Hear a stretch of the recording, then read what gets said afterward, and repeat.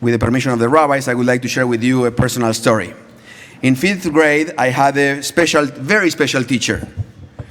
He taught us, among other things, math, and he loved to challenge the students with riddles to help us think out of the box. So I remember some of them, especially because I was never able to solve them. And the first one I want to share with you is the following. There's a bottle in a lab, and in the bottle there's a fly. So every 5 minutes, the number of flies doubles. Okay, so first it starts with 1 fly, 5 minutes 2 flies, 10 minutes 4 flies, and so on. By the hour, the bottle is full. When was the bottle by the half? Everybody knows?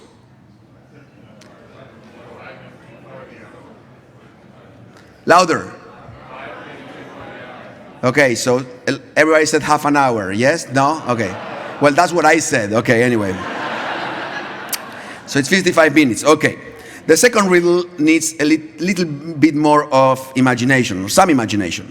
So you have a cake, okay? Let's think of a circular cake. And you need to cut the cake in 8 identical pieces, but only with 3 cuts. So you cut, okay, how you do that?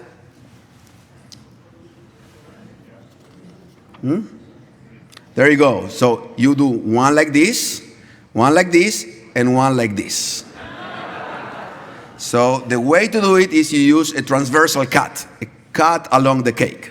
So, of course, the second riddle was a piece of cake. So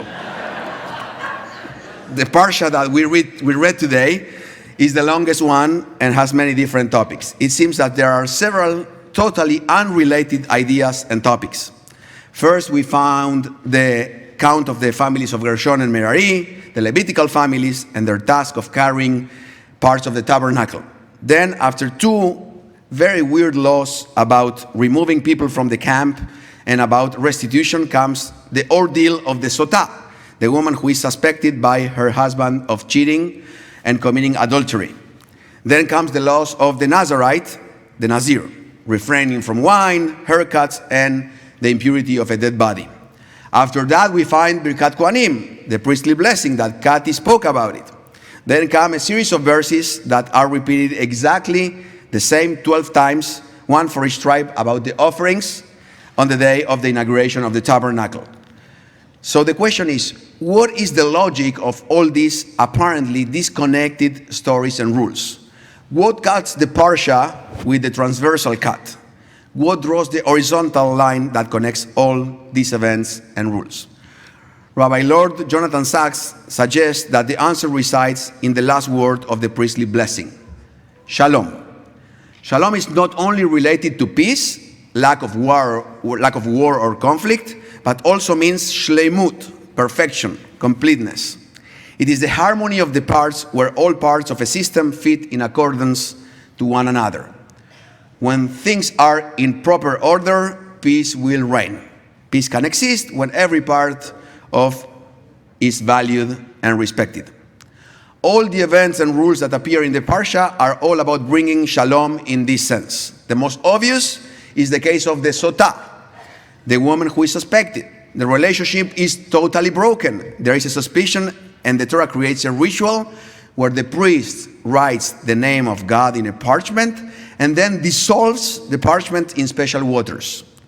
Our sages learn from that God was ready to renounce to the honor, letting God's name to be erased in order to reestablish the peace in the house, the Shalom Bayit.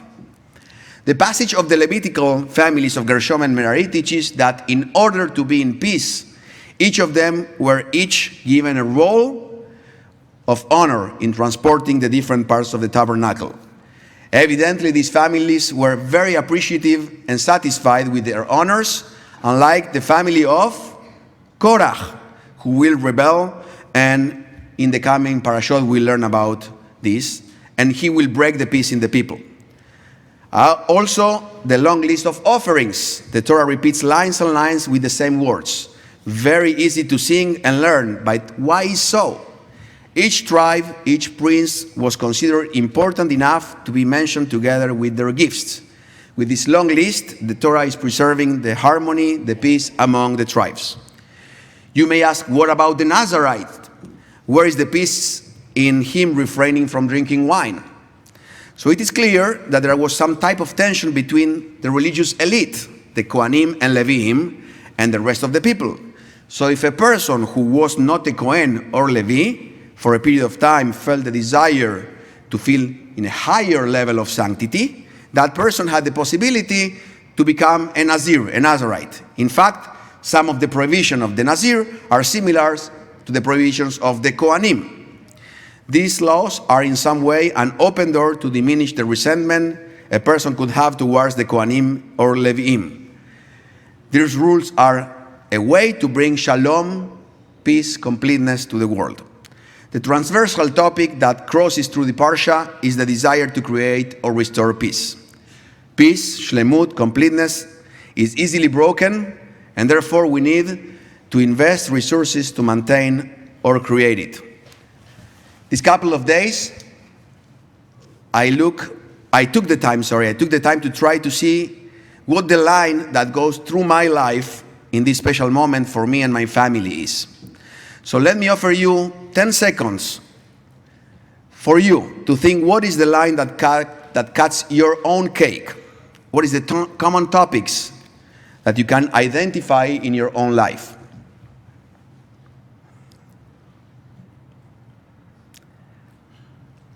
Well, I think love, honesty, values, community, happiness, bad jokes, tradition, progress are some of the words I can identify for me and my family.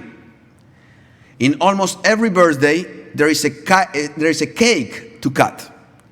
Not usually in the bar or bat mitzvah celebration. I am symbolically cutting the cake with you as I look back and reflect about the shlemut that we are experiencing. So let me share this last reflection with you.